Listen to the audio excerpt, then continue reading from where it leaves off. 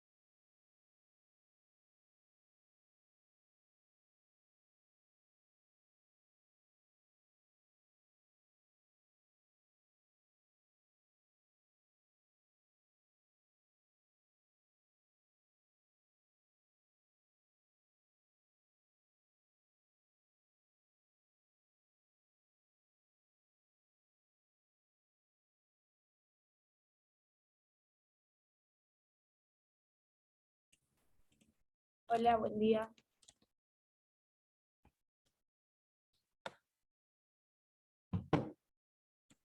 Hola, hola, buen día, ¿me están escuchando? Sí, profe. Hola, buen día, sí. Buen día.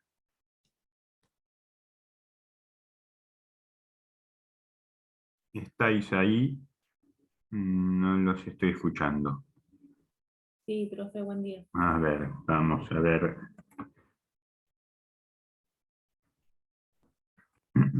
Hola, hola. Hola, profe, ¿se escucha?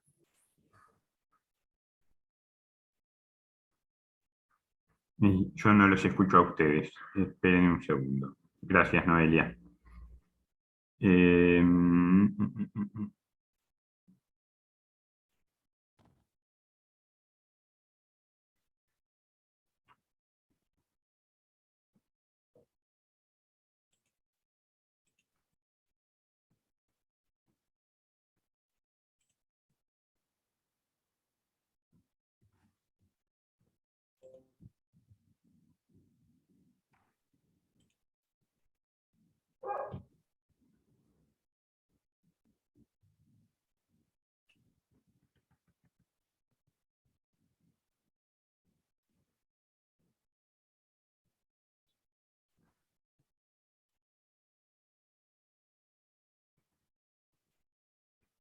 Hola, hola, uno, dos, tres, probando, probando. Hola, Está profe. bien, profe. Hola, profe.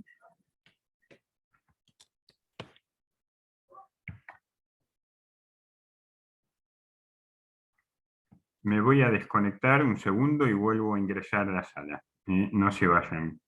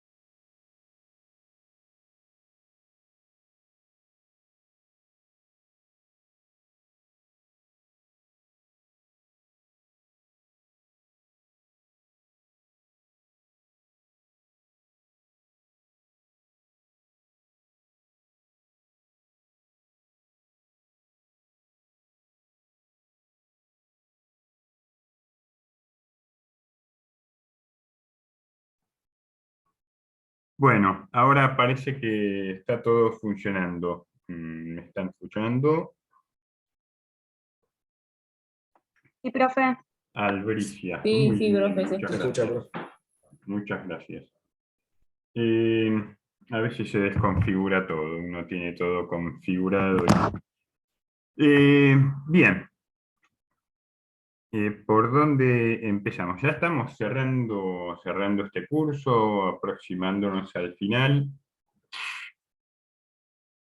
Antes de pasar a los temas que nos ocupan,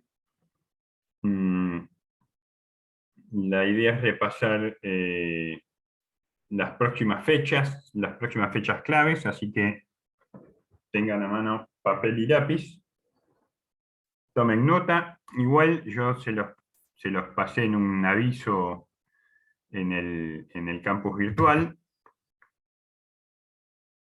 Que paso a mostrarles. A ver.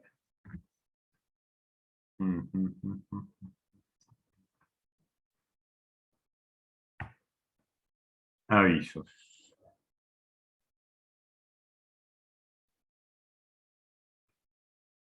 Fechas importantes.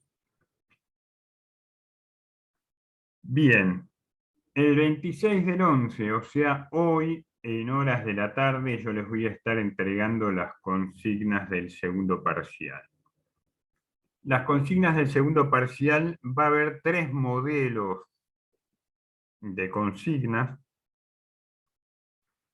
No es que ustedes van a tener que elegir un modelo,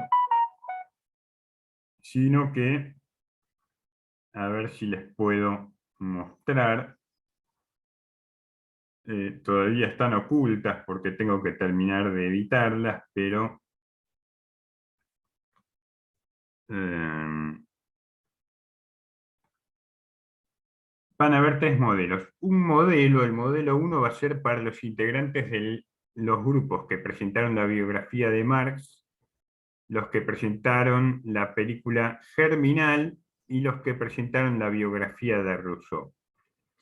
¿Por qué? Porque para este grupo no va a haber preguntas o no va a estar centrado en preguntas sobre Marx, sino sobre los otros autores que no tuvieron que presentar. ¿Se entiende? Lo mismo para el modelo 2. El modelo 2 va a ser para los que integraron los grupos que presentaron a Weber, la película Brasil y la biografía de Locke. ¿Mm? Entonces, ahí no va a haber preguntas sobre Weber, sobre la película Brasil o sobre, bueno, Locke, los contenidos de Locke, Rousseau son más para organizar los equipos. No va a haber preguntas sobre Locke, esas preguntas fueron del primer parcial. Solo para organizar quiénes tienen que hacer cada modelo. Y el modelo 3 lo van a tener que hacer los integrantes de los grupos que han presentado la biografía de Durkheim, la película Ciudad de Dios y la biografía de Hobbes. Es decir, va a estar más centrado en Marx y en Weber que en Durkheim. Va a tener preguntas, algunas de esas preguntas van a versar sobre las películas. Es decir, yo les dije en su momento que esas películas tienen que ser visionadas por todos, las 3 películas que hemos visto. Entonces, al modelo 3, yo no les voy a hacer preguntas sobre Ciudad de Dios. Las preguntas van a estar más centradas pueden estar más centradas en Germinal o en Brasil. El modelo 2 no les voy a pedir no les voy a realizar preguntas sobre la película Brasil, sino sobre las otras 2 películas y así sucesivamente. Tiziana quiere hacer una preguntita. Hola, profe, Adelante. buen día.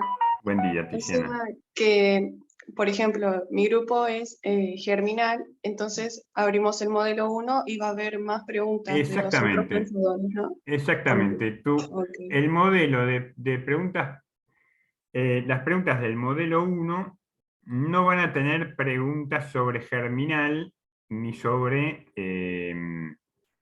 Marx. O si tienen alguna pregunta sobre Marx, va a ser una pregunta que no refiere a la película, digamos, una pregunta más de índole teórico-conceptual. Pero yo no voy a redundar en hacerles preguntas sobre lo que ustedes ya presentaron, ¿se entiende? Sí, profe, ya entendí. Porque Gracias. yo ya sé que esos contenidos ustedes los tienen trabajados, los tienen aprendidos. ¿Mm? Bien. Entonces, van a ser 4 preguntas. Las preguntas sobre las películas tienen que ver...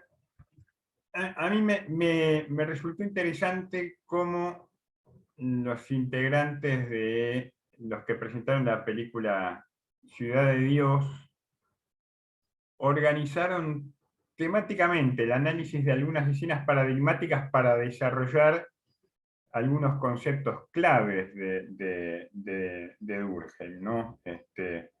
Tengo presente una de las diapositivas donde están esos 5 o 6 conceptos claves que presentaron, división del trabajo social, solidaridad orgánica, solidaridad mecánica, cohesión, anomia.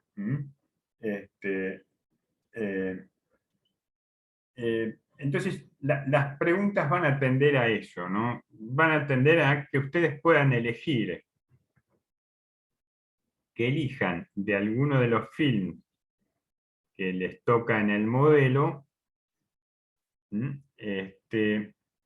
elegir alguna escena paradigmática, es decir, alguna escena que pueda servir de ejemplo, de modelo para analizar, y ustedes hagan un análisis sociológico, ¿eh? Es decir, utilizando los conceptos que hemos visto en clase, tratando de articular los conceptos que hemos visto en clase, como han hecho de algún modo los grupos que han trabajado las películas.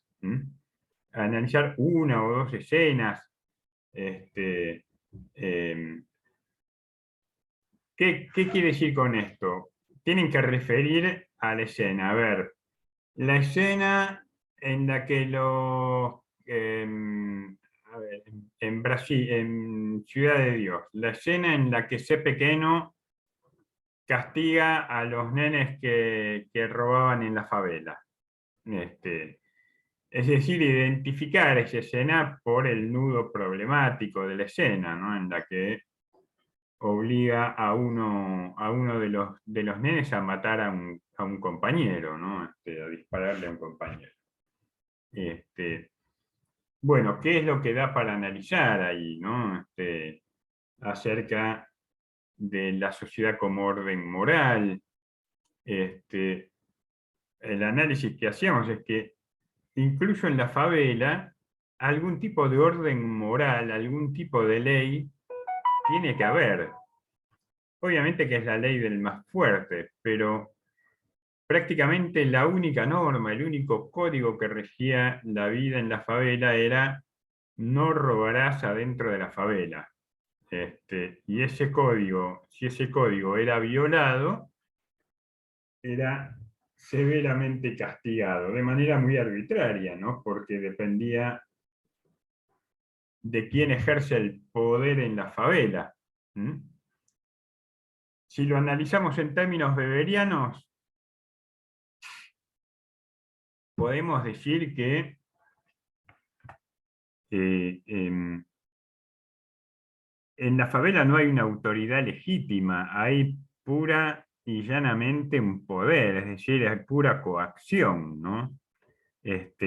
No hay ninguna apelación a normas, no hay ninguna apelación es la voluntad de C pequeño es la que se cumple adentro de la favela, ¿no? Él es el que manda, él es el que ejerce el poder a punta de pistola.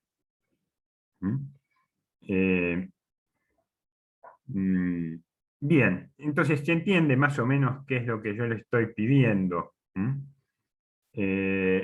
Igual va a haber tiempo para hacer el parcial, vamos a tener tiempo el martes que viene para que me hagan las preguntas que crean pertinentes. Vamos a volver ahora a este cronograma que yo les puse en avisos, con fechas clave.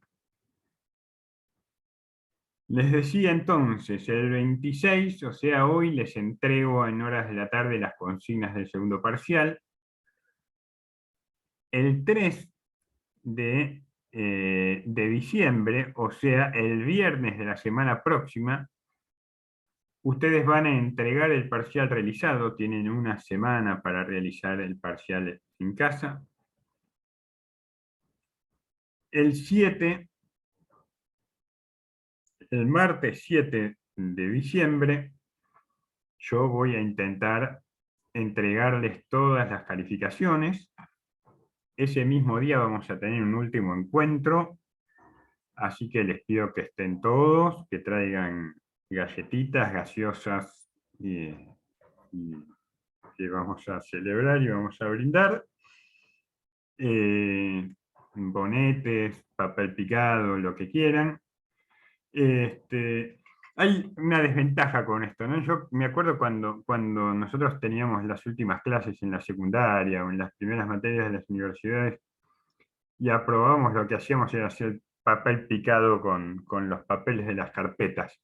Ahora que se digitalizó todo, hacer papel picado es medio complicado, ¿no?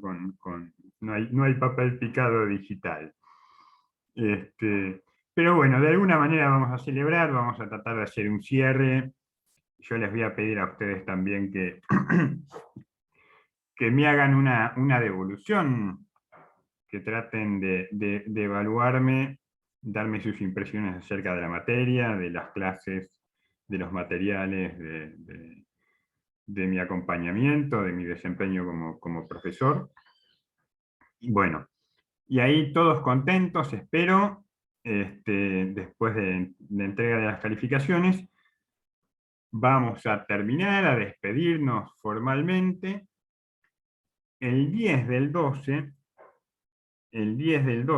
esto es el viernes 10 del 12, los que tengan que dar recuperatorios, que espero que no sean muchos, estimo que no van a ser muchos,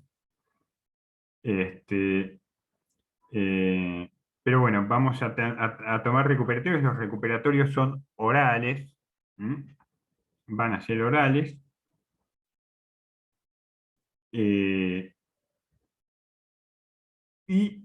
el 17 del 12 yo tengo que cerrar las actas. Así que el que tenga algo para reclamar, o para consultar sobre las calificaciones, lo tiene que hacer antes de esa fecha, porque después de esa fecha yo cierro las actas y me coloco en modo Navidad. Me pongo el pasamontañas de Papá Noel y ya me voy a comprar sidra, turrones y pan dulce. ¿Entendido alguna pregunta, alguna consulta? Profe, Diga. el día de la entrega del parcial no hay clases y la próxima tampoco. O sea, recién el 7 volvemos a tener clases. El día de la entrega del parcial, vamos a ver si nos quedó algo en el tintero. Vamos a hacer un encuentro. Sí, no, el día de la entrega del parcial vamos a tener encuentro. Sí, vamos a tener encuentro. Porque el día de la entrega del parcial vamos a hacer un cierre del curso, una suerte de de integración del curso. Nosotros vamos a tener clases a la mañana, como de costumbre, y esa misma noche ustedes tienen que entregar el parcial. En la clase, por supuesto, podemos destinar algún ratito a evacuar algunas consultas de último momento para los que esperan, para los que siempre entregan con el último aliento. Como yo soy de entregar siempre con el último aliento, no estoy, no estoy haciendo una crítica ni un prejuicio. Así que sí, el 3 del 12 nos vamos a encontrar como de costumbre. Bueno, gracias. Por nada. Bueno, entonces vamos a meternos de lleno en el tema que nos toca hoy, que es continuidad con el tema que desarrollamos la clase anterior, y es profundizar un poco en el pensamiento, en la teoría sociológica de Max Weber. Voy a compartir de nuevo pantalla. Ahí tenemos a Max Weber.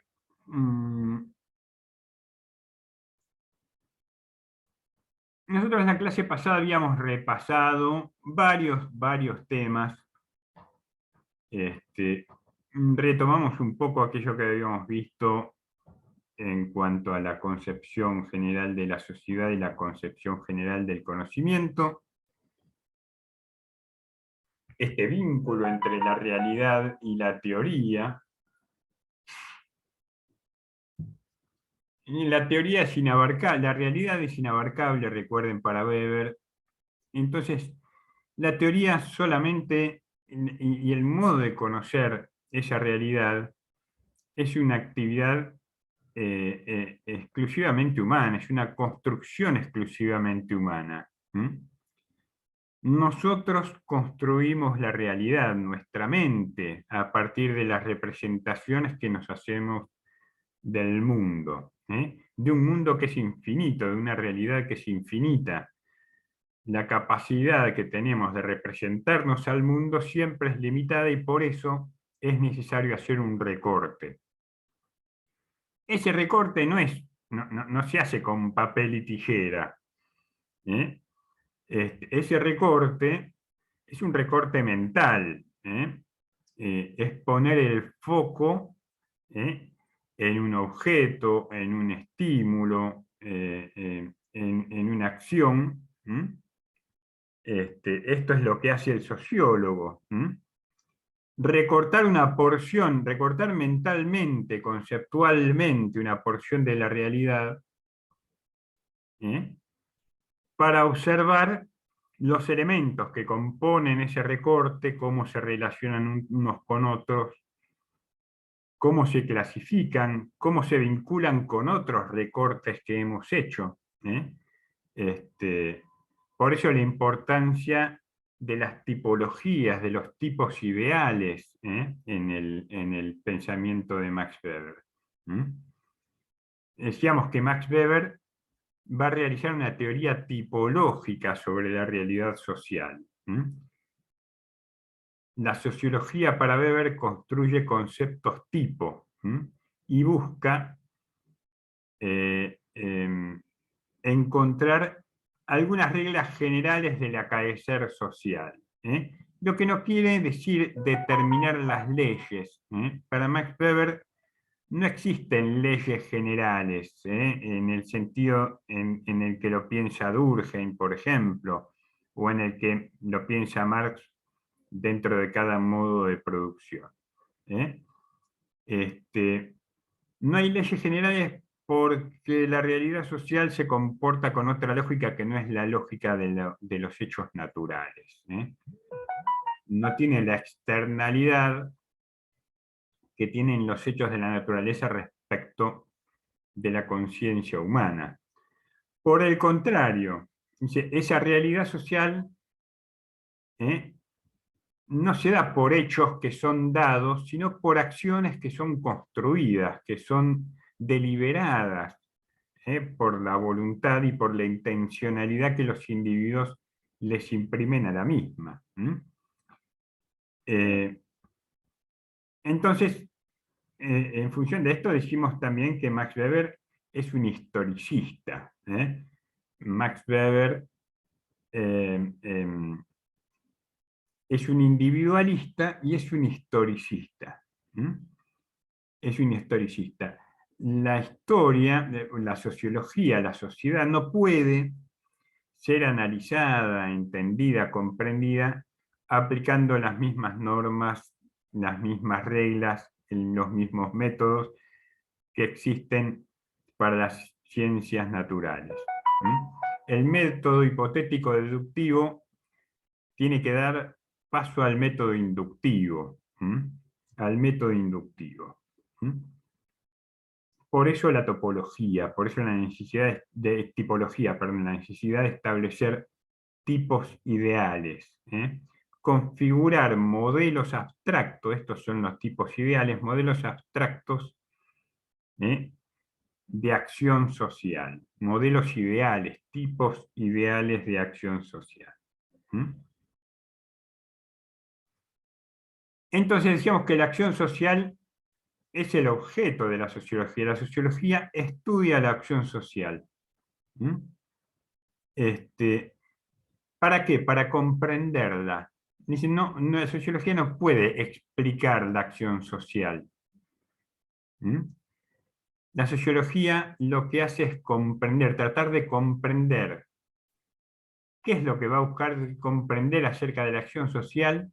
La intencionalidad, el sentido que los individuos le imprimen a sus acciones en referencia a las acciones de los otros, o de otros individuos.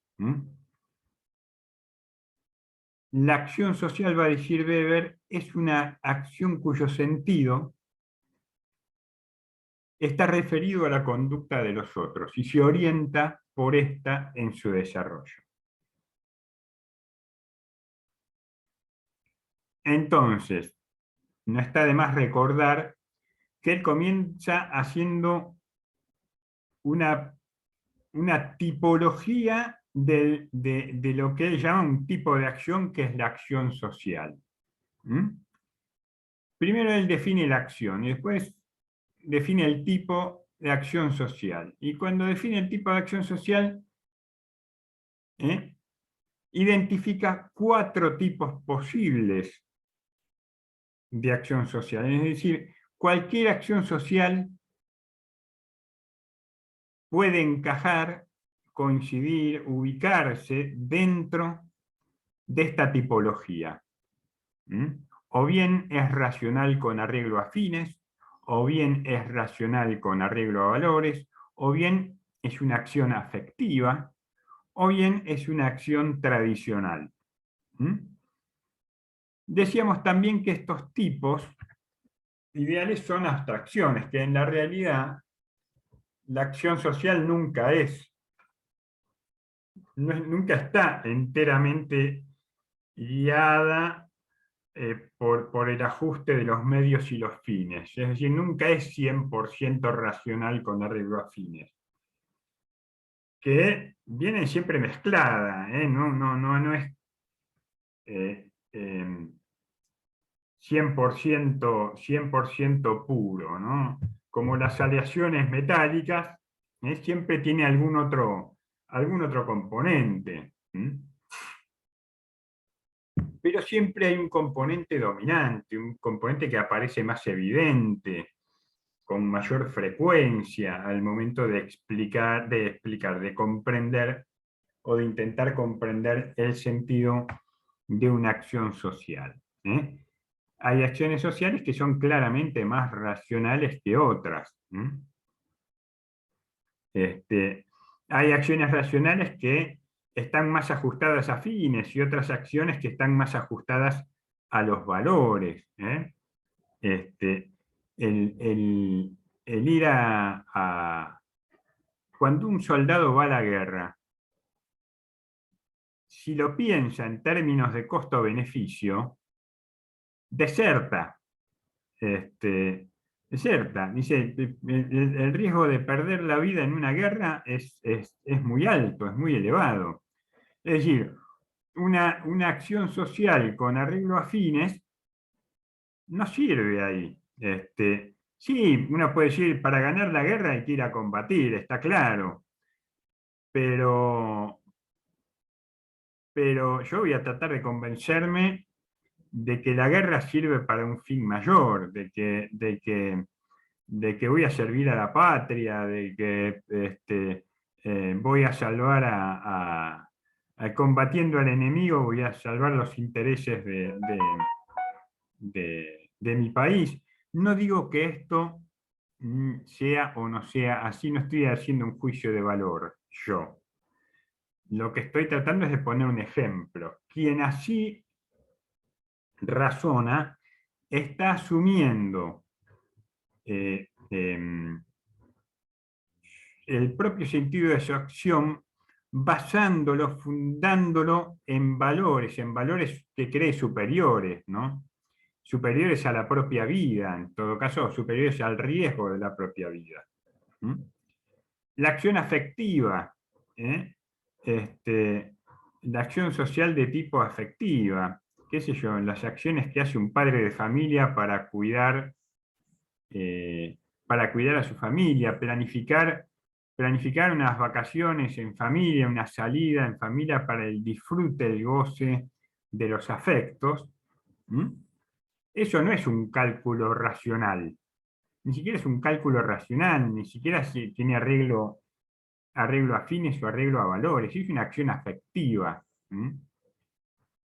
Y la acción tradicional, como habíamos visto, tiene que ver con las costumbres arraigadas. Uno hace las cosas movido por la tradición, porque siempre fue así, o porque lo mamé desde chiquito, o porque todos los 25 de mayo hacemos actos escolares en las escuelas y cantamos el himno nacional y la marcha de San Lorenzo y la directora da un discurso muy, muy bonito.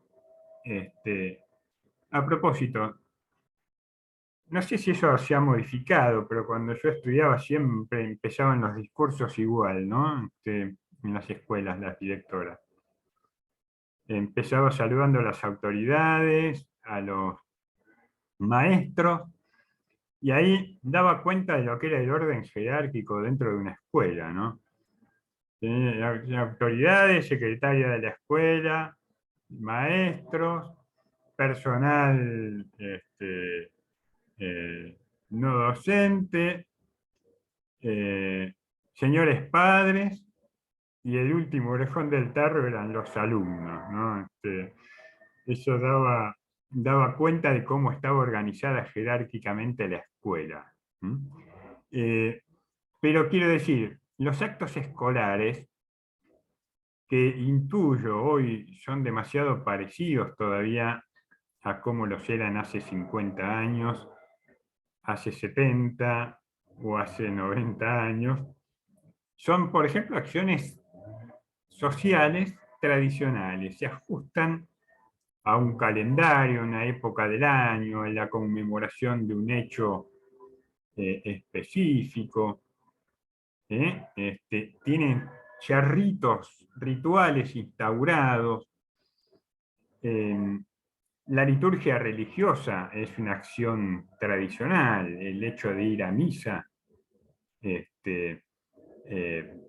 las efemérides, las conmemoraciones, las celebraciones, son acciones tradicionales, están movidas por la tradición.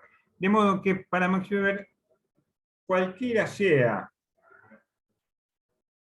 el sentido de la acción, siempre va a encajar en alguno de estos 4 tipos. En algunos casos va a venir mezclada, pero siempre en mayor medida va a encajar en alguno de estos 4 tipos de acción social.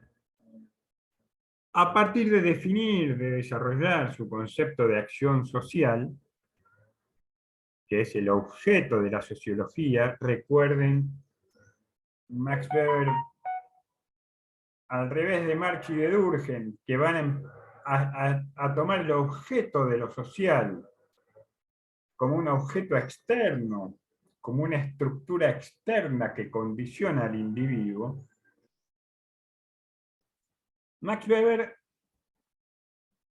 y por eso van a estudiar las relaciones sociales, o la acción social, los hechos sociales, como Durkheim, Max Weber va a decir, va a ser el camino inverso, va a estudiar la sociedad a partir de los individuos.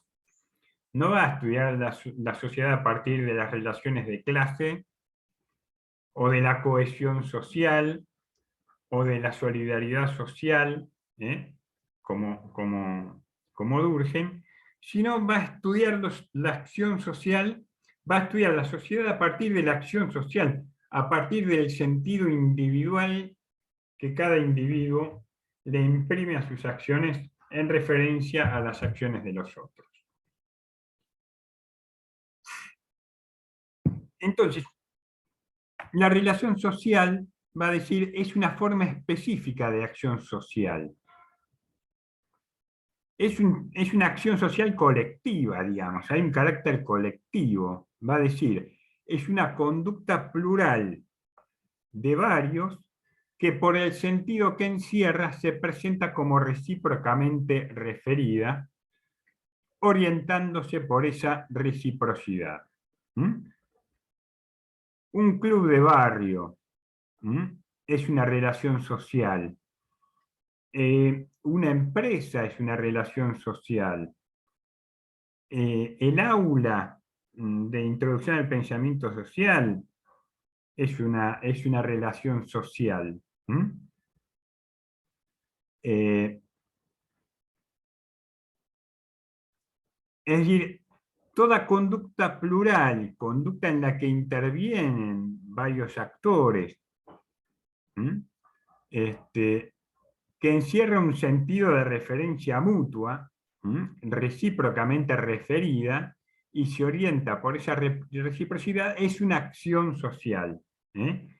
La reciprocidad que hay en nuestra relación, en nuestro vínculo docentes-estudiantes, dentro de la relación social áulica, de aula, una relación social signada por la enseñanza y el aprendizaje, es un tipo de relación social, es un ejemplo de relación social. Dentro de esa relación social hay ciertas pautas, ciertas expectativas de conducta, ciertos roles, pero las conductas nuestras dentro de esta relación siempre se van a orientar por esa reciprocidad, por ese carácter recíproco, de ida y vuelta, de ida y vuelta. Enseñanza, aprendizaje. Entonces, el tipo ideal de relación social se va a desdoblar en diversas direcciones en el pensamiento de Max Weber. Y este es el sustrato de los conceptos de orden y de validez que hablábamos la clase pasada, que a su vez concurren a especificar el concepto de legitimidad. Ustedes, el día 3 de diciembre a la medianoche me van a entregar el parcial. ¿Van a entregar el parcial porque yo les estoy apuntando con un arma en la cabeza para que lo entreguen? No. ¿Van a entregar el parcial porque yo los amenazo de que si no entregan el parcial en esa fecha reprobaron la materia? No, porque si alguno en general me pide unas horas de prórroga, un par de días de prórroga porque tuvo un inconveniente X, yo puedo concederles esa prórroga. ¿Por qué me van a entregar el parcial en la medianoche del 3 de diciembre? Porque ustedes consideran que el orden y la validez de esta relación social o mejor dicho, consideran que el orden establecido por esta relación social es válido. Es válido. Y que hay ciertas normas a las que se tienen que ajustar y que las aceptan. Las legitiman. Con esa aceptación están legitimando la validez de este orden social dentro del marco de la institución universitaria, dentro del marco de la relación social estudiante-profesor. ¿Se entiende? Estos conceptos de orden y validez. A partir de estos conceptos, entonces, se va desarrollando distintos tipos de relaciones sociales. Va desarrollando también los conceptos de sociedad, de comunidad, de asociación. Pero él se va a detener específicamente en tres tipos, en algunos tipos de relación social, que son las que determinan esto que podemos llamar sociedades en términos amplios, generales, como puede ser un estado nacional. Hay sociedades más pequeñas que pueden ser una ONG, un club de barrio, un club de fútbol, un consorcio de un edificio. Y sociedades que por su complejidad, por su tamaño, por el alto grado de burocratización que han alcanzado, ejercen el poder y la dominación de una forma mucho más compleja. Entonces, él se va a referir a estos elementos que están presentes en todo tipo de relación social. Dice, en primer lugar, define al poder como la probabilidad de imponer la propia voluntad dentro de una relación social, aún contra toda resistencia y cualquiera que sea el fundamento de esa probabilidad. Es decir, yo te obligo a vos a hacer lo que yo quiero porque tengo el poder, porque puedo obligarte a hacerlo, incluso aunque vos te resistas.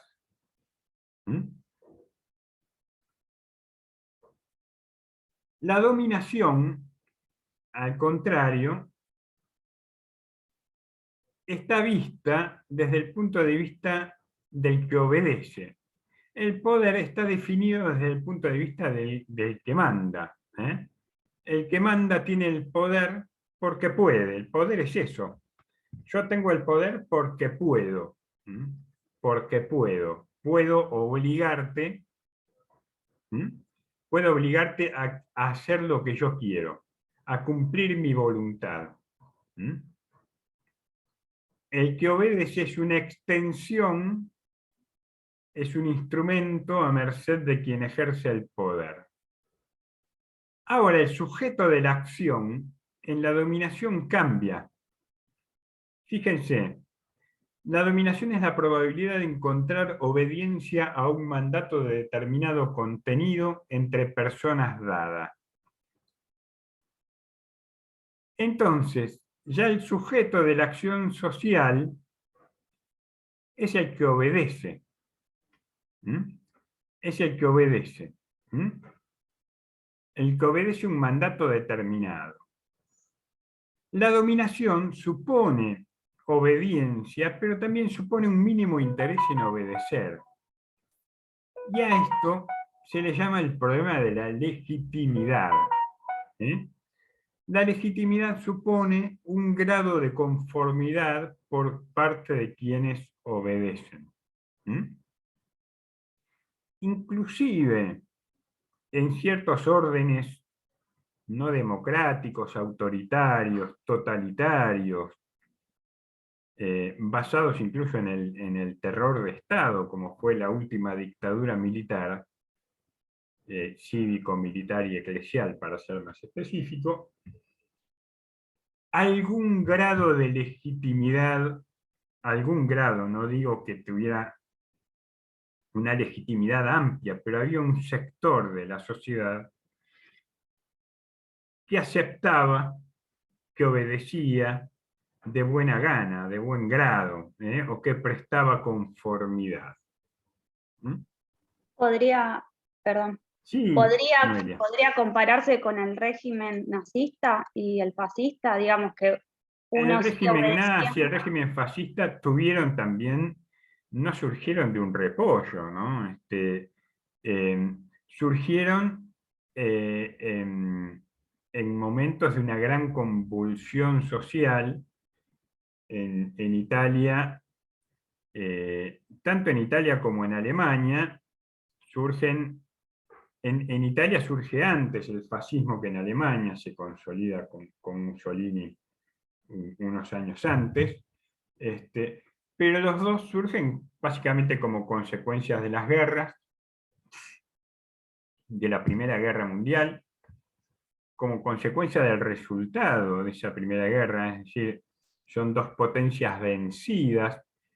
Italia además había tenido sus guerras civiles, su guerra de unificación. Recuerden los que pasan por Plaza Italia en el barrio de Palermo van a ver el monumento a Giuseppe Garibaldi en Plaza Italia, ahí cerquita de lo que era el zoológico y la sociedad rural.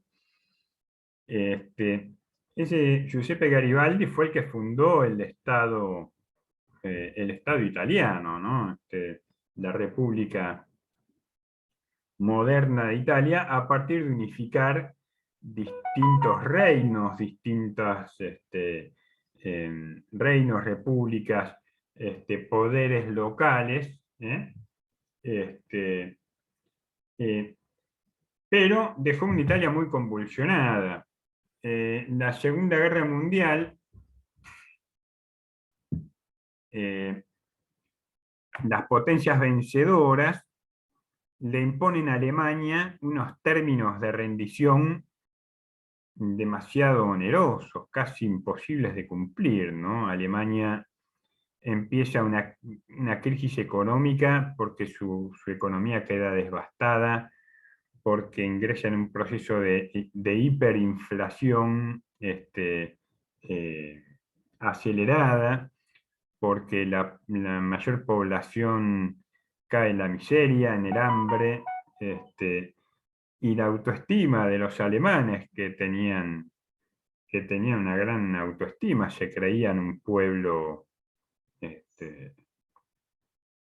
elegido, un pueblo superior, comienza a tallar fuerte en la aparición del nazismo, ¿no? En la apelación del nazismo, en buscar un enemigo externo que fuera la causa de todos los males. En este caso, ese enemigo externo eran los judíos, el pueblo judío, pero también otras minorías, los gitanos, los eslavos,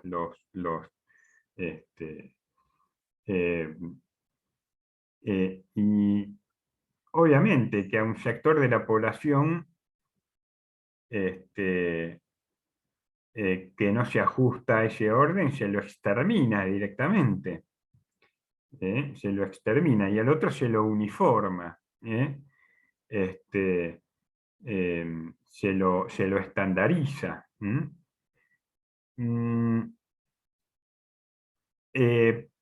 Pero sí, el nazismo, y este es el gran trauma que tiene hasta el día de hoy el pueblo alemán, que es el de asumir que el nazismo no surgió de un repollo, no vino Hitler en un plato volador e impuso un régimen de terror,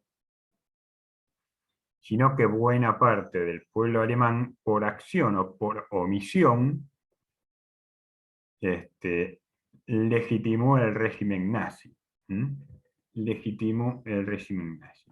¿Esa podría ser una relación de dominación en este caso? es una relación de dominación como toda tipo ideal y como toda acción social y como toda relación social, nunca se da en estado puro, ni siquiera en sociedades tan paradigmáticas como la Alemania nazi. Es decir, evidentemente que hubo un ejercicio del poder. Hitler construyó una maquinaria de poder formidable, descomunal.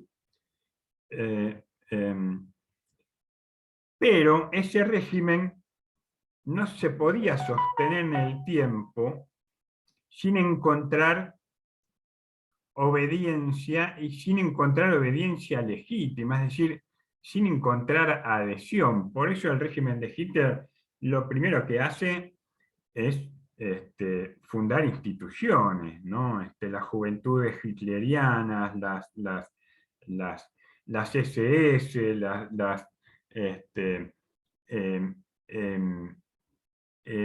y apelar a un conjunto de valores abstractos, la superioridad de la raza aria, por ejemplo, el complot del sionismo mundial,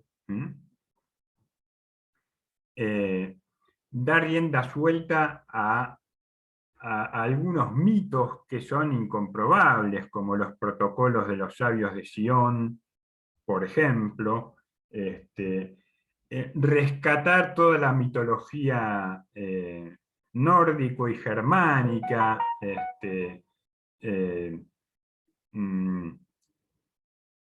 elevar, digamos, esos mitos a través del arte, todo lo que fue la ópera wagneriana, la filosofía de Nietzsche. No quiere decir que Wagner y que Nietzsche fueran nazis, pero sí que han contribuido a generar esta mitología o a fortalecer, digamos, las raíces mitológicas del destino que tenía preparado para el pueblo alemán, esta superioridad moral, este superhombre del que hablaba Nietzsche, seguramente contribuyeron, dieron letra a un discurso y a la formación de una máquina de poder autoritaria. Yo el otro día leía un pequeño artículo que hacía un paralelismo, y a veces a río revuelto ganancia de pescador, ¿no? El que siempre en un orden, con la apertura que tiene lo social siempre va a ser de alguna manera abierto, indeterminado, inasible. Por eso la importancia de la democracia, porque la democracia es el sistema que mejor garantiza, no es el sistema más perfecto, no hay sistemas perfectos, pero garantiza la pluralidad, la diversidad, lo más posible, dentro de una sociedad. El respeto a los derechos individuales, a los derechos humanos. En cambio, los discursos autoritarios se gestionan cuando necesitan crear la lógica amigo-enemigo, buscar siempre en el otro un culpable de los problemas que pasan. Y ahí surgen los discursos del odio, ¿no? El odio. En la Alemania nazi, el poder de Hitler se fue consolidando en la medida en que se consolidó el odio social. Los alemanes estaban tan frustrados después de haber perdido la Primera Guerra y se sentían tan miserables que cuando Hitler les empieza a señalar el enemigo y la causa de todos los males, los propios alemanes son los que participan en los linchamientos de los judíos, ¿no? La noche de los cristales rotos, la Kristallnacht, la famosa Kristallnacht. Los propios vecinos iban y marcaban las puertas de las casas donde vivían los judíos con una estrella, ¿no? Con una estrella de David, o los negocios que tenían los judíos, los denunciaban, es decir, asumían el discurso xenófobo. Cuando nos dicen que el gran problema de los argentinos es la inmigración boliviana, o paraguaya, o peruana, que vienen a quitarles el trabajo a los argentinos, no hay nada nuevo, es la misma raíz del discurso fascista que el nazismo proponía, identificando como el gran enemigo al sionismo internacional, a los judíos, a los gitanos, a los inmigrantes. Después de la Segunda Guerra Mundial, pareciera que hubiera surgido un consenso casi universal en decirle que no al nazismo, en decirle que en denunciar. Sin embargo, yo por lo menos con mucha preocupación veo que en los tiempos que corren en todo el mundo, el riesgo de volver a repetir la historia está a la vuelta de la esquina. En todas partes, en Europa, por ejemplo, frente a la desesperación que tienen los habitantes del África subsahariana o del Oriente Medio, donde la propia Europa y los Estados Unidos han desatado conflictos, guerras, para explotar recursos, para garantizarse la explotación de recursos naturales, todos los desplazados por esa guerra buscan ir a un lugar donde se sientan un poco más seguros, donde tengan la posibilidad de conseguir un trabajo. ¿A dónde van? A la misma Europa que produjo la guerra. Es decir, y Europa se desentiende, les cierra las fronteras, les impide ingresar. Entonces lo que triunfa, lo que empieza a triunfar en Europa es el discurso de la derecha xenófoba, ¿no? Es el discurso poco democrático, que lo que pretenden de alguna manera es barrer toda la suciedad que la propia Europa genera abajo de la alfombra, esconderla, hacer de cuenta que no existe. Entonces la propia clase trabajadora, que hace 60, 70 años era socialista y de izquierda, hoy se va convirtiendo en una clase conservadora. ¿Por qué? Porque les hicieron creer que los problemas que tiene el trabajador europeo hoy es que vienen los inmigrantes argelinos en Francia a quitarles el trabajo. A quitarles el trabajo. O nos quieren convencer de que en Argentina hay desempleo porque vienen inmigrantes bolivianos, o porque vienen los inmigrantes senegaleses, o porque... cuando en realidad la historia de Argentina está hecha en base a la inmigración. Somos todos, digo todos, en mayor o menor medida, no todos, buena parte de los que hoy nos llamamos argentinos, somos producto de la inmigración, de las distintas inmigraciones que hubo. Claro, los xenófobos van a decir, pero no me vas a comparar la inmigración de calidad europea con la inmigración latinoamericana. Eso es un discurso xenófobo, que lo ha hecho incluso a diputados de la oposición. Han sugerido que aquel inmigrante que venía de Italia era cualitativamente diferente que el inmigrante que viene de Paraguay o de Bolivia. A ver, mi bisabuelo vino de Suiza en 1888. apenas sabía leer y escribir. Mi abuelo no terminó la primaria. ¿Qué inmigración de calidad, de qué inmigración de calidad están hablando, ¿no?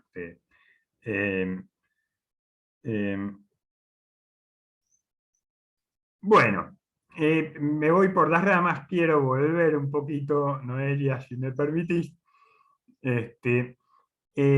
Dominación hay en toda sociedad. Poder y dominación vamos a encontrarla, poder, dominación, legitimidad, obediencia, vamos a encontrar en todo tipo de sociedad. En un club de barrio, en Estados Unidos, en la Confederación de Estados Rusos, en la Unión Europea, son atribuciones, son tipologías, son atributos de todos los tipos de sociedades habidas y por haber. Hay sociedades que obviamente son más horizontales que otras. Las repúblicas en general tienden a ser más horizontales y por ende mucho más basadas en la legitimidad democrática que las monarquías. Y las monarquías constitucionales son mucho más legítimas que las monarquías absolutas.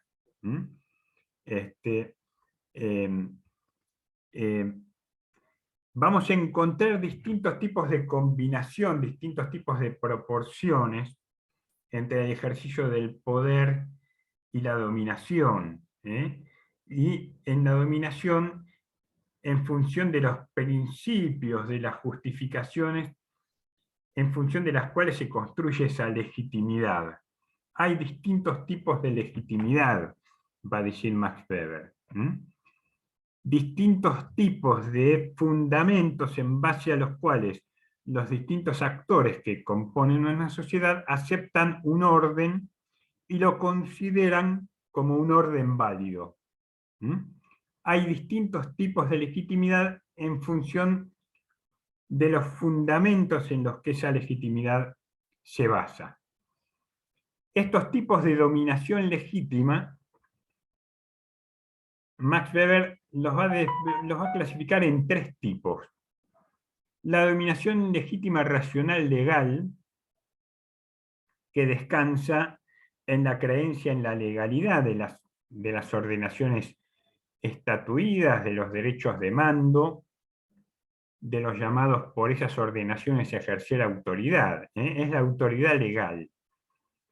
Todas nuestras sociedades modernas, ya sean monarquías parlamentarias, ya sean repúblicas constitucionales, monarquías constitucionales, apelan la legitimidad de la autoridad apela siempre a un orden racional legal. Hay una constitución, hay un cuerpo de leyes, hay un ordenamiento basado en la racionalidad. Esto quiere decir, la arbitrariedad de quien manda está limitada por un conjunto de leyes y de normas y de principios que están aceptados por el conjunto de la sociedad. El caso extremo de esta autoridad racional legal va a ser la administración de tipo burocrática, ¿no? La burocracia, dice, es el paradigma máximo de esta dominación legítima racional legal. Otro tipo de dominación legítima puede ser la tradicional. No descansa en la creencia en la legalidad, sino en la creencia cotidiana de la santidad de las tradiciones que rigen desde tiempos lejanos y en la legitimidad de los señalados por esa tradición para ejercer la autoridad. Es la autoridad tradicional. La autoridad del Papa, la autoridad de los obispos en la Iglesia se basa en la tradición. No hay mayor tradición para la Iglesia que la del famoso cónclave, en la cual se encierran los cardenales, el colegio cardenalicio. En la Capilla Sixtina, uno no sabe qué es lo que pasa ahí, se supone que votan con unos papelitos que van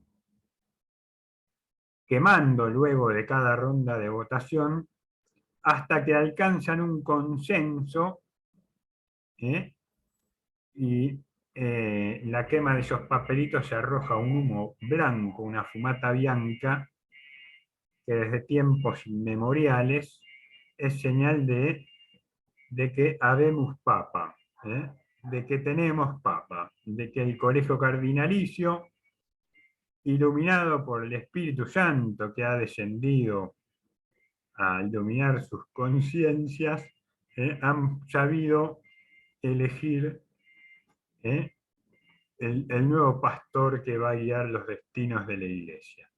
Eso es un tipo de dominación tradicional. Tradicional. En general no se cuestiona esa dominación porque está basada en la tradición.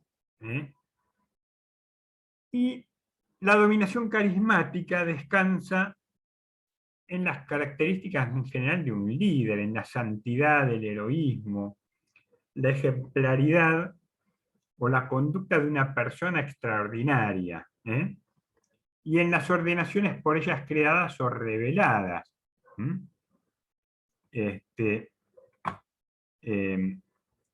Ya sea quien sea, Jesús de Nazaret, por ejemplo, Atila, el Gengis Khan, para los que conocen un poquito de historia, pero también grandes líderes carismáticos.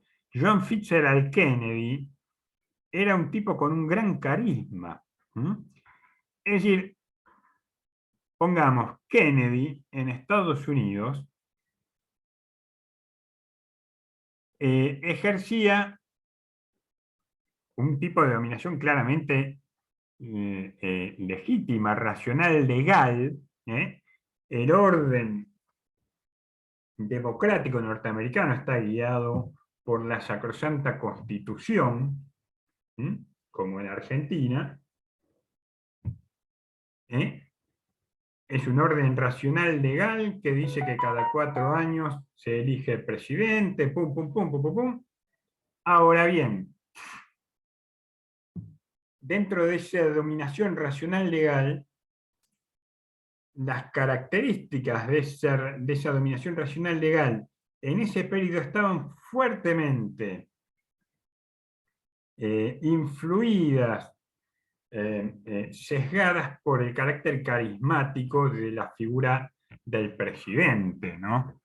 Estoy pensando en grandes líderes, ¿no? El carisma que logró Néstor Kirchner, por ejemplo, ¿no? Ciertas cualidades de Néstor Kirchner lograron construir un liderazgo fuerte en un momento posterior o de recuperación de una crisis enorme y después del estallido social del 2001. El carisma que le supo imponer Kirchner a su liderazgo logró reordenar el sistema político argentino, nada más y nada menos que se había hecho trizas. Logró reordenar la economía del país.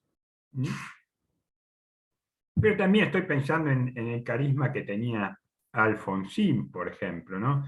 Nuestro sistema en Argentina es un sistema de dominación, es un modo de dominación racional legal,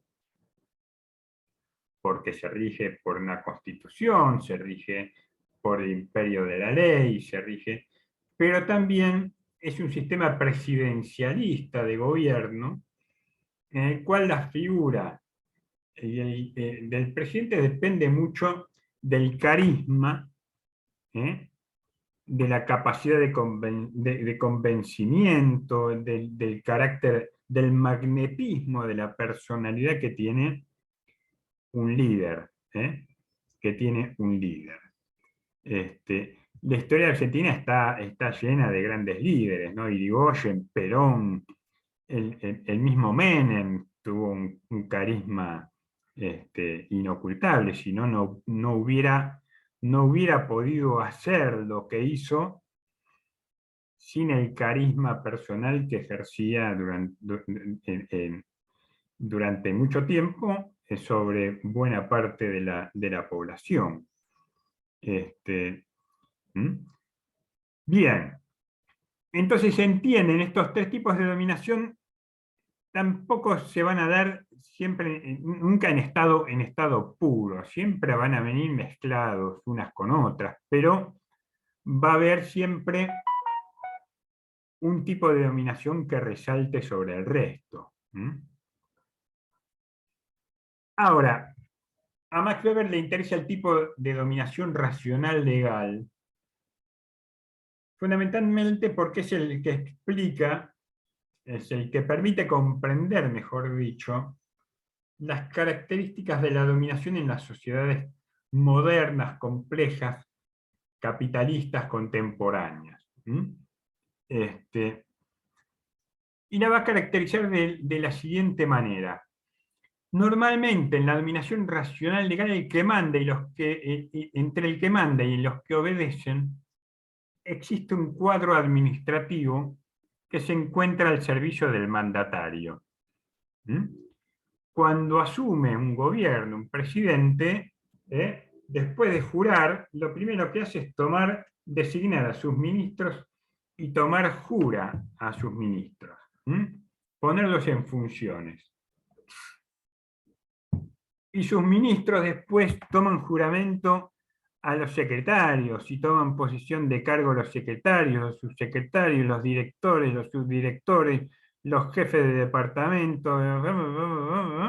Es decir, hay un aparato burocrático. Esto no es propio solamente del Estado. En las empresas también tienen un sistema de dominación racional legal.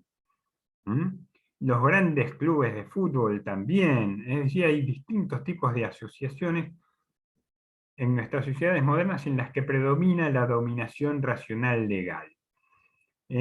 Existen cuadros administrativos al servicio del mandatario. Cada tipo de dominación tiende a poseer un cuadro administrativo determinado. En las monarquías, sobre todo en las monarquías absolutas, existía la corte. En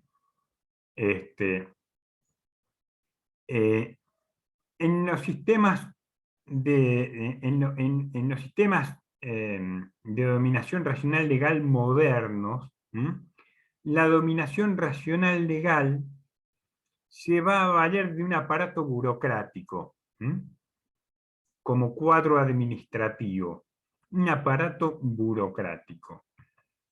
¿A qué llama Weber aparato burocrático? ¿Qué es la burocracia? A ver si alguien me puede explicar qué es lo que entiende por burocracia. ¿Qué nos imaginamos cuando nos aparece la palabra burocrática? ¿Qué nos evoca?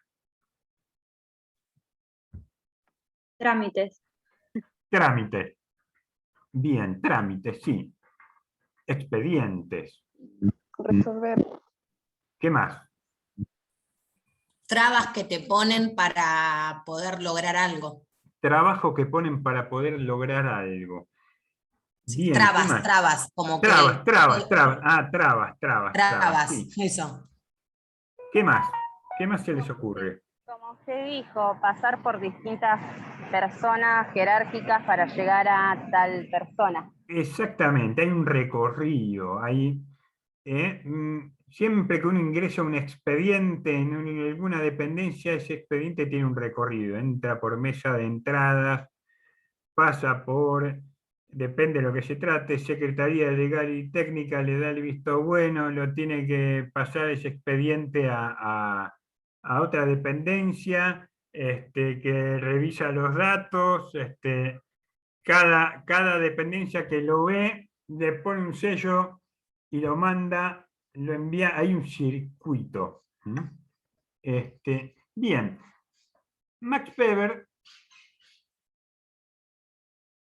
dice, ve un aspecto positivo y un aspecto negativo de la burocracia.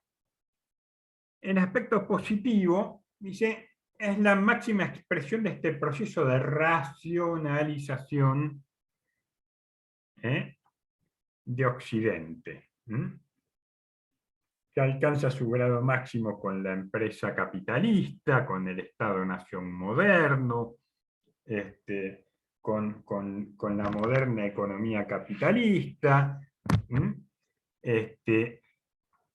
con el auge de la acción social racional con arreglo a fines, ¿no? Es decir, el empleo de los medios más idóneos para el logro de los fines, o el ajuste de los fines a los medios, de los medios a los fines, ¿no? La elección de los medios más racionales, más racionales. Pero dice, la lógica burocrática, el riesgo, dice, lo bueno es que le aporta racionalidad, que no dependen de la voluntad arbitraria de un funcionario, sino que tienen que ajustarse a normas, a procedimientos, a leyes, a disposiciones, a reglamentos. Todas esas normas tienen que estar consignadas, escritas, ordenadas, organizadas.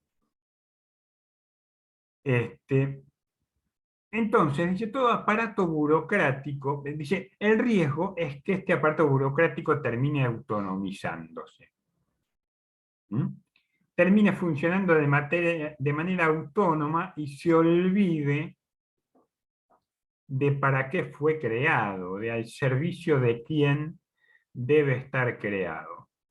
¿Por qué? Porque el aparato burocrático del Estado, por ejemplo, es un aparato de poder formidable. Y si cae bajo el dominio, el aparato burocrático es un aparato piramidal, verticalista. Si cae bajo el dominio de la persona equivocada, o del grupo equivocado, puede causar estragos. Max Weber escribe estas ideas, desarrolla estas ideas más o menos hacia el año entre 1915 y 1920. La crisis del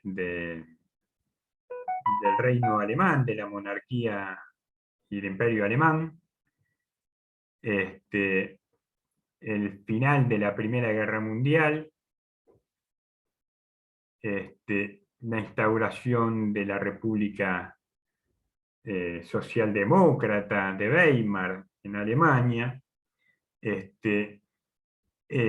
y el avisora dice, ojo, ojo, porque acá puede venir un salvador, entre comillas, y cuando mezclamos la dominación carismática con el aparato burocrático, corremos el riesgo de tener sistemas altamente totalitarios. El riesgo es el totalitarismo. El riesgo es el totalitarismo. No se equivocó Max Weber en su pronóstico, porque 13 años después de morirse Max Weber, gana las elecciones en Alemania Adolf Hitler.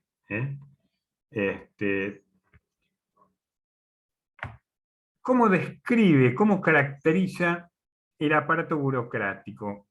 Y la dominación racional, legal y burocrática, Weber le ve un carácter positivo, que es esta expresión de la racionalidad, y un carácter negativo, que es el riesgo de que todo ese mecanismo formidable esté al servicio de la voluntad de uno o de unos pocos. de la voluntad arbitraria. El aparato burocrático está compuesto por funcionarios individuales que, son personas libres, que se deben exclusivamente a su cargo. No son amanuenses, no son esclavos, no son empleados al servicio del líder, sino que reportan a la administración. Un funcionario de carrera de un ministerio, no un funcionario político, un funcionario de carrera de un ministerio, el gerente de una empresa, son personas libres, que se deben exclusivamente a su cargo. Es decir, un gerente de una empresa en general, el jefe de departamento de la Dirección Nacional del Registro Automotor, por ejemplo, su principal actividad es ejercer su oficio, es ejercer el puesto, y lo ejercen libremente, no hay nadie que los esté obligando a ejercerlo. Están organizados en base a una jerarquía administrativa rigurosa. En las empresas, en el Estado, hay un escalafón, hay un organigrama, hay modos de ascender dentro de ese escalafón a través de evaluaciones, a través de puntajes, a través de la carrera docente, por ejemplo.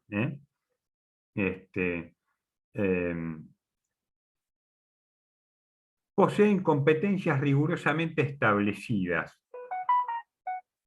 Es decir, el director de Recursos Humanos de la Dirección Nacional de Tránsito, del Ministerio de Transporte, no puede dictar una resolución acerca del control de los precios de los alimentos en las góndolas de los supermercados, porque no es de su competencia. No es de su competencia. Un juez en lo civil y comercial no puede entender en un caso de un crimen pasional o de un femicidio, porque son dos órdenes de competencias diferentes. Tienen una especialización, esos funcionarios tienen una especialización, poseen competencias establecidas. En cuarto lugar, se rigen por un contrato en un sentido amplio, ya sea un nombramiento, ya sea un contrato por tiempo determinado, pero es un contrato preciso, que define sus funciones y sus roles, y a la vez en función del cual reciben una retribución en dinero, un sueldo, un salario. En quinto lugar, ejercen el cargo como su única y principal profesión. Como su única o principal profesión. En sexto lugar, tienen ante sí la posibilidad de hacer una carrera. Un empleado judicial puede empezar como un meritorio, es decir, un chepibe, un cadete que trabaja ad honorem, e ir haciendo carrera, constituirse en prosecretario, en secretario del juzgado, después puede concursar para distintos tipos de cargos, puede concursar para cargos más elevados, para ser un fiscal, para ingresar a la carrera judicial como juez. Es decir, hay la posibilidad de hacer una carrera. Un profesor universitario empieza como un ayudante de primera, y después puede concursar un cargo de jefe de trabajos prácticos, un cargo de profesor adjunto, y así sucesivamente. De distintas categorías. En séptimo lugar, se desempeñan estableciendo una separación clara entre los medios administrativos a su disposición y sus respectivos patrimonios personales. Una cosa, yo no puedo disponer como si fuera mío la infraestructura que tengo en mi trabajo. Yo en mi oficina, en la universidad, tengo una computadora. Esa computadora es de la universidad, no es mía. Yo la uso, la utilizo, la puedo utilizar, pero no me la puedo llevar a mi casa. No me la puedo llevar, a no ser que tenga una notebook que por definición o por contrato yo me pueda llevar trabajo a casa. Por ejemplo, en época de pandemia yo doy clases virtuales desde mi casa, me puedo llevar la computadora a mi casa. Pero en general, si yo fuera, por ejemplo, el rector de la universidad, tengo un auto con chofer. Ahora no puedo usar al chofer y el auto para irme de vacaciones.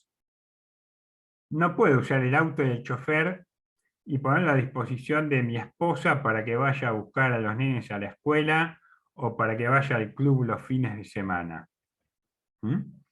Porque el auto ese no es mío.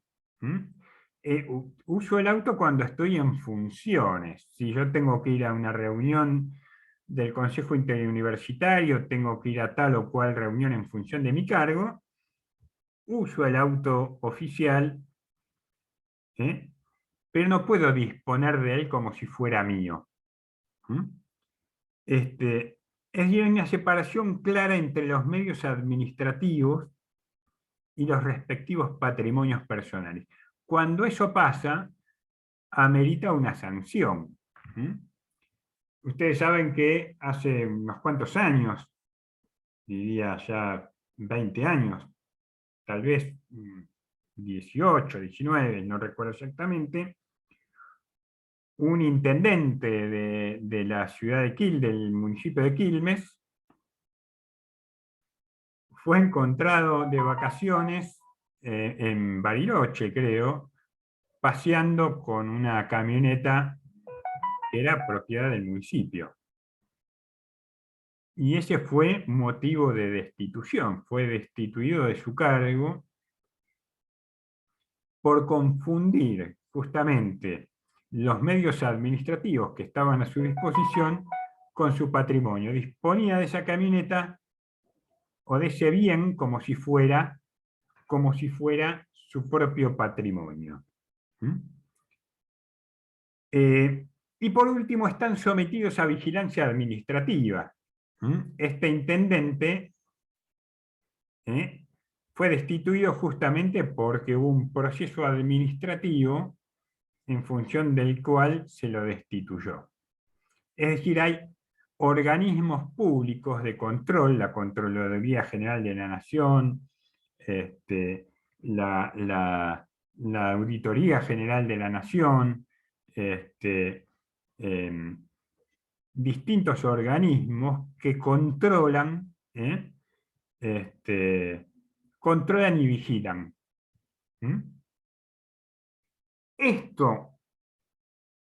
Estas son las características del aparato burocrático típico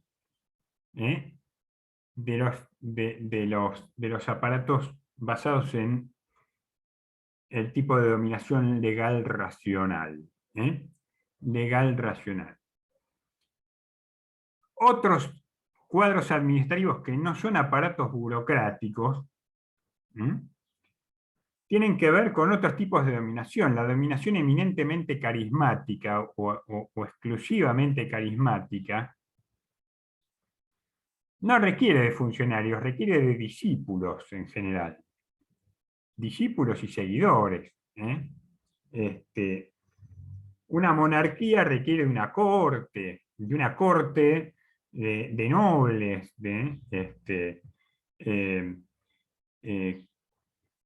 los cargos son cargos honoríficos en general, no son cargos profesionales. ¿Se entiende la diferencia? El aparato burocrático es casi exclusivo de la dominación racional legal. ¿Mm? La dominación racional legal va a ser definida por Max Weber como toda relación social en la que se comprueba la presencia de un jefe o de un soberano,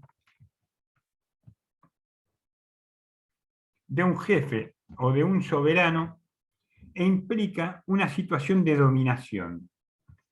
La escuela, la familia, el ejército, la empresa capitalista moderna, el gobierno, los partidos políticos, un club de fútbol, implican situaciones de dominación.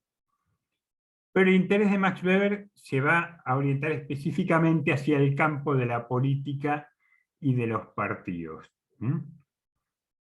La dominación racional legal va a ser un tipo ideal de dominación que expresa una regularidad empírica que deriva en la constitución de un tipo ideal.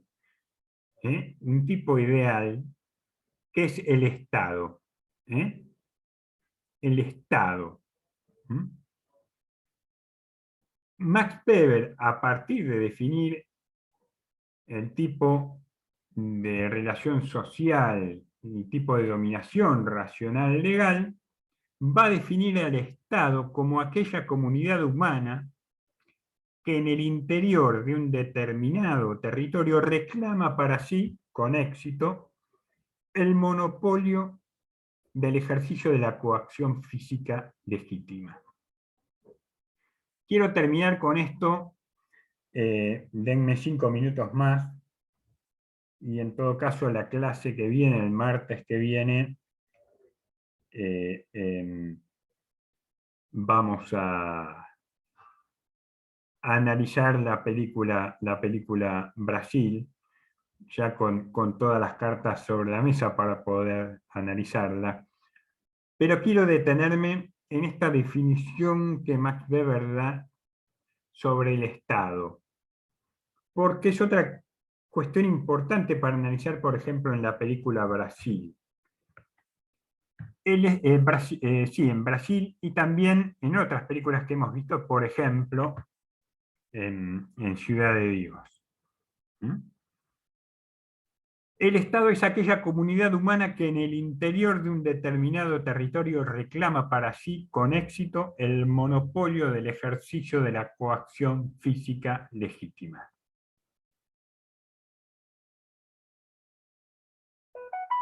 Acá hay 3 conceptos fundamentales que aparecen en esta definición. Una es el territorio.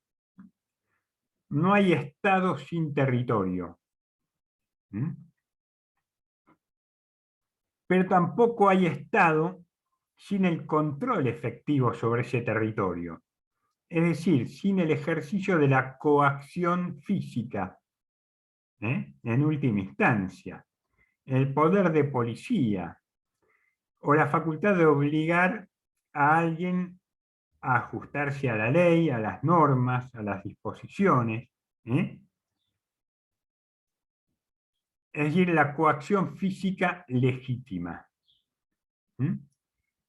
El Estado es aquella comunidad humana que en el interior de un determinado territorio reclama para sí, con éxito, el monopolio del ejercicio de la coacción física legítima.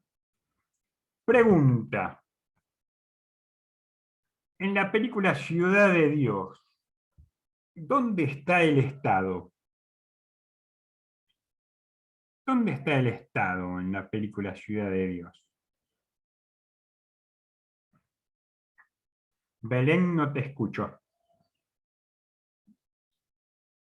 No vi la peli, profe. Bueno, vas a tener que verla, Belén. Sí. Bueno, igual te voy spoileando. Te voy spoileando la película. El Estado en Ciudad de Dios está ausente. En la favela, dentro de la favela es como un pequeño Estado dentro de otro Estado. Un Estado independiente. En la favela hay un Estado fallido, En la favela hay un Estado fallido, porque a la favela no puede entrar la policía. La policía de Río de Janeiro, la policía militar, es muy raro que pueda entrar a una favela. No tiene poder para hacerlo. Es decir, el Estado de Río de Janeiro o el Estado de Brasil no puede garantizar, no puede reclamar para sí con éxito el monopolio del ejercicio de la coacción física legítima dentro de la favela. Por eso esa escena tan cruda, tan cruel, cuando Pequeno impone la propia ley del no robar dentro de la favela, ordenándole a un nené que mate a su amigo, a su compañero, por haber robado dentro de la favela. Era el modo que tenía Pequeno de garantizar mínimamente el orden, un orden mínimamente legítimo en la favela. Que los habitantes de la favela tuvieran la tranquilidad de que lo poco que tenían no les iba a ser arrebatado. En eso se basaba la frágil legitimidad a la que apelaba el poder de Pequeno en la favela. Pero el Estado no tenía nada que hacer ahí adentro de la favela. El Estado, en todo caso, ese territorio era un territorio en disputa entre el Estado de Río de Janeiro y el poder del narcotráfico.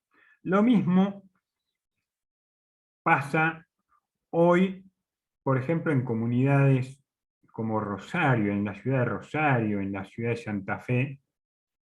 Pareciera ser que ciertos sectores del narcotráfico se han enquistado fuertemente en algunos sectores de la sociedad y disputan, con relativo éxito por lo menos, el monopolio del ejercicio de la coacción física legítima. En el estado de Colombia, en Colombia se dice siempre fue un estado fallido, porque el territorio que efectivamente controlaba el Estado estaba en disputa con los grupos guerrilleros, con los grupos paramilitares y con el narcotráfico. Había lugares en los que la ciudad de Medellín, en la década del 80, la ley la imponía Pablo Escobar Gaviria, Pablo Emilio Escobar Gaviria. Homónimo, mi nombre es Pablo Emilio, igual que el de Escobar, igual rijo mi vida por otros principios, hasta ahí llegan las similitudes. Pablo Emilio Escobar Gaviria era el que hacía la ley, era el Estado dentro de la ciudad de Medellín. Con el dinero del narcotráfico, Pablo Emilio Escobar Gaviria fundaba clubes de barrios, hacía planes de vivienda, resolvía los problemas de la población, de los vecinos, distribuía privilegios.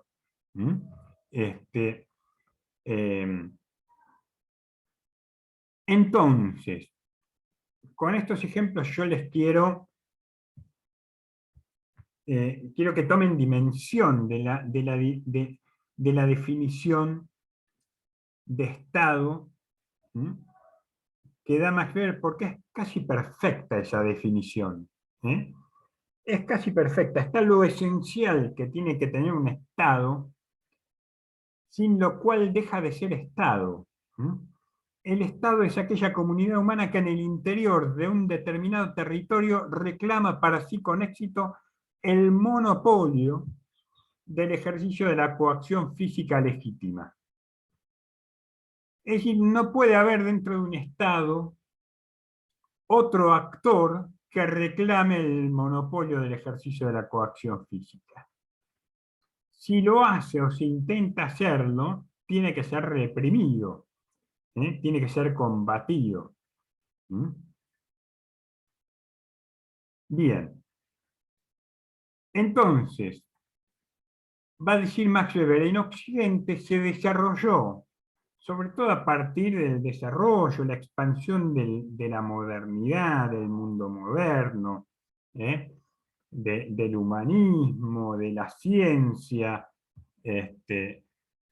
la reforma protestante tuvo mucho que ver en eso, el individualismo, la economía capitalista, el mercantilismo. Dice, se desarrolló de manera exclusiva una forma de Estado que él denomina Estado racional. Y es el resultante de la conjunción del derecho racional y la burocracia profesional. Con esto,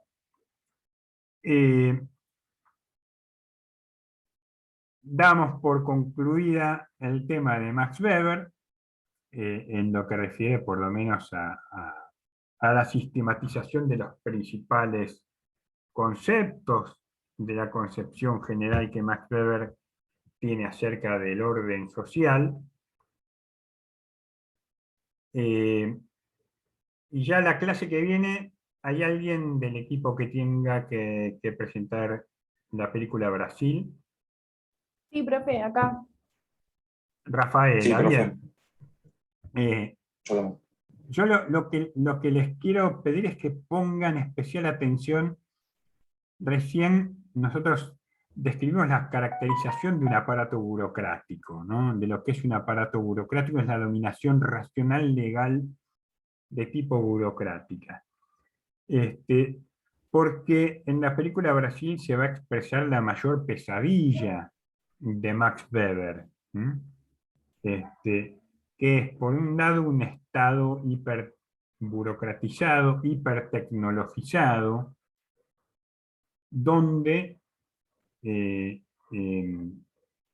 hay sistemas de vigilancia constantes desde el Estado hacia los ciudadanos,